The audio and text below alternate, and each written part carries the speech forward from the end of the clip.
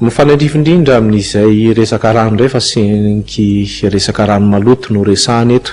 Nandinika teny amin'ny hôtel Colbert teny Antaninarenina androany ny ministeran-drano ametrahana an'ilay politika pirenena izay entina hitantanana kosa ny rano maloto, izay io moa dia efa fomba fanao hatrany amin'ireo firenena lehibe sy mandroso izany. Mitatitra antsika mikasika an'izay Lova Ramanatsoa Christian Rakotondramanga. Mandidina 900 isan-jato fotsiny ny tahan'ny fisitrahana rano fisotro madio, ny fahadiovana sy ny fanadiovana eto Madagasikara, araka ny tany marika nomen'ny ministeran-drano ny fanadiovana sy ny fidiovana. Nandritra ny atrikasa fandiniana ny fitantanana ny rano avy nampiasaina tetsy amin'ny hôtel Colbert etsy Antaninarenina. Nivoatra nandritra ny fotoana tokoa fa tsy mbola manana politika mikasika ny fitantanana ny rano avy nampiasaina i Madagasikara loatra eto, kanefa zava-dehibe ny fananana izany manoloana ny zava-misy ankehitriny. Inona no tokony atao, inona no azo atao ary inona tsy maintsy atao ho fikajiana sy fitantanana na rano avy nampiasaina.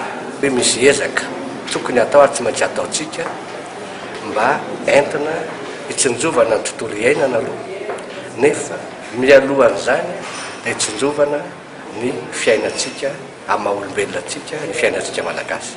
Ny ministeran'ny rano fanadiovana sy fidiovana dia mitantana ny rano no asany, mandrindra ny fampiasana rano no anjarany, nefa koa tsy maintsy mifameno amin'ny hoe fitantanana sy ny fikajiana ny rano efa avy nampiasaina, na ny rano avy any tokantrano tsirairay avy zany. Zava-dehibe zany satria tsy ohatrany tsy mahazatra antsika loatra, nefa itsika malagasy dia mampalahelo ary malahelo any miteny fa hoe anisany tsy mahay mampiasa rano amin'ireo raha hoarina amin'ireo firenena rehetra manodidina antsika. Efa nampiseho ny fahavononany amatsy volany sehatra ny fitantanana rano avy nampiasaina kosa ny banky iraisam-pirenena. Araka ny nambaran'ny minisitra Roland Ravatomanga, tokony izy tetikasa hivoatra tokoa mantsy aorian'izao atrikasa izao.